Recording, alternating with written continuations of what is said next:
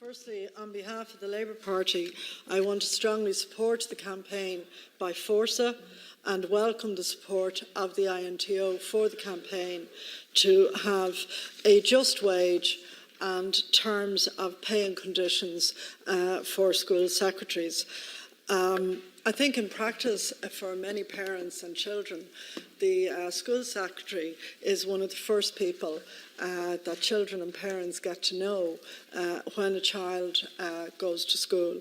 And that applies whether at primary or at secondary level. So they are a key part of the school community. They're a key part in terms of the culture of the school and how welcoming they are to both children and, particularly in the early years, to parents of children. To be perfectly honest, they are indispensable to the school leadership team. And I know the Department of Education now, in terms of trying to improve our education system, the opportunities and the quality of education that our children get. The concept of school leadership is a key concept. And the school secretary is critical to the school leadership team. And I think it's a false economy on the part of the minister to cavil at upgrading the terms and conditions of the school secretary. I say that in the context, I've been just reading the results of the country's income up to the 30th of September, which just published by your colleague, the Minister for Finance, a couple of hours ago. So this will come as good news to you that the economy is doing very well, because most workers are getting a pay increase of around 2 to 3% a year, and because tax bands and allowances haven't expanded.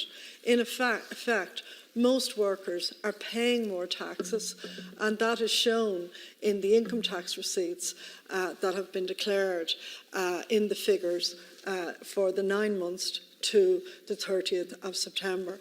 So I think there would be all-party agreement in this House if part of what workers and taxpayers have contributed in terms of the growing tax base in this country for the first 9 months was actually devoted to righting the situation of school secretaries, and in particular to paying school secretaries not just a minimum wage but a living wage plus that takes into account their devotion to their work, their productivity and their contribution, their absolutely almost unquantifiable contribution, not just to the social fabric of the school, to the welcome that the school provides, to the guidance that they provide to people when they arrive with a child in a school that they don't know much about until they become familiar with the school.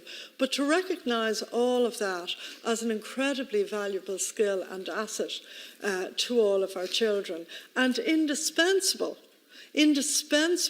to principals and deputy principals and teachers with varying responsibilities in schools.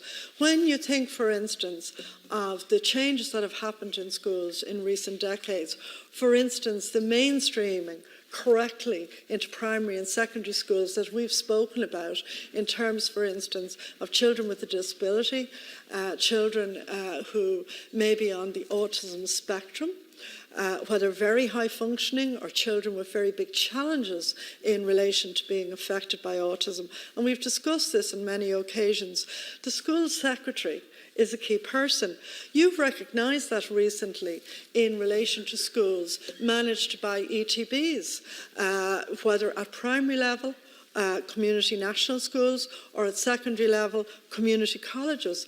And you've actually said that where the school has more than 700 pupils, that in fact the school can have 2 secretaries I think that's a very positive move, but I do think that the issue of school secretaries, the fact that they don't get holiday pay, the fact that they have to sign on, the fact of signing on for the summer months is really wrong. The secretaries who have to sign on, of course, welcome the fact that they can do that, but they shouldn't have to do it. Their terms and conditions should include appropriate holiday pay. They should also be provided for in terms of occupational pensions, because for most of the school secretaries, one of the school secretaries at the launch by Forsa and the INTO, which I attended, was Maeve Hurrell, who's been a secretary in an Educate Together school probably for the last 30-something years.